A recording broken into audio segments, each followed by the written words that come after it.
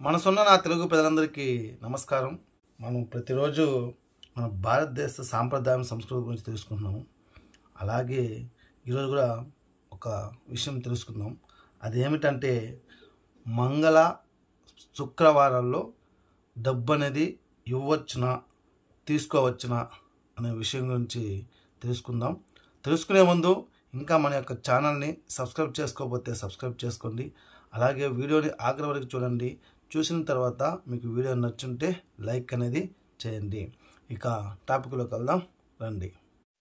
ఓం నమః శివాయ. మంగళవారము శుక్రవారము డబ్బుని ఇవ్వచ్చా అనే దాని గురించి తెలుసుకుందాం. మన యొక్క హిందూ సాంప్రదాయంలో సంస్కృతిలో పెద్దవాళ్ళు పురాణాల్లో కావచ్చు, ఇతిహాసాలు కావచ్చు, ఏవి ఊరికైతే రాయలేదు. ఇవన్నీ చేసిన తర్వాతే, అవి సక్సెస్ అయిన తర్వాతే మనకు అవి రాతపూర్వంగా మనకు ఇవ్వడం అనేది జరిగింది. కావున ఈరోజు మంగళవారము శుక్రవారము ధనాన్ని ఇవ్వచ్చా ఇవ్వకూడదా, ఇస్తే ఏమవుతుంది గురించి తెలుసుకుందాం.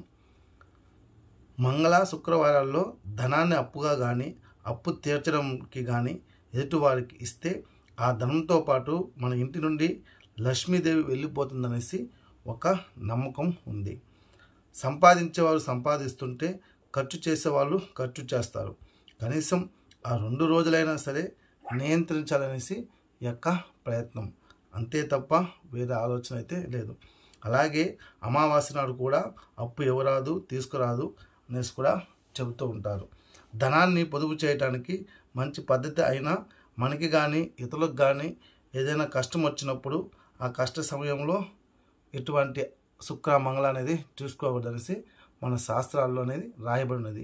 కావున ప్రతి ఒక్కరూ మనిషి ఇదంతా ఎందుకు చెప్పారంటే పొదుపు అనమాట. ప్రతిరోజు మనము సంపాదిస్తుంటాము.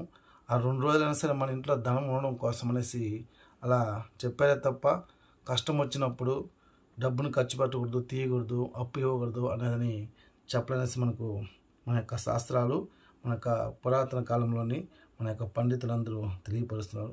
కావున కొంతమంది పట్టుదలతో ఉంటారు, శుక్రవారం డబ్బులు ఇవ్వకూడదు, మహాలక్ష్మి వెళ్ళిపోతుంది, అప్పు తీసుకుంటే మళ్ళీ అప్పు తిరిగి తీర్చలేము మంగళవారము అనేసి కొన్ని సెంటిమెంట్స్ అనేది ఉన్నాయి. అవి సెంటిమెంట్స్ ఉండొచ్చు కానీ మరీ ఎక్కువ సెంటిమెంట్స్ అనేది ఉండకూడదు.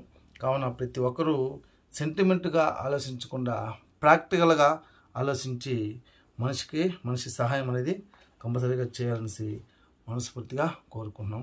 ఈ యొక్క వీడియో మీకు నచ్చుంటే లైక్ చేయండి. మరొక మంచి వీడియోతో మళ్ళీ కలుద్దాం.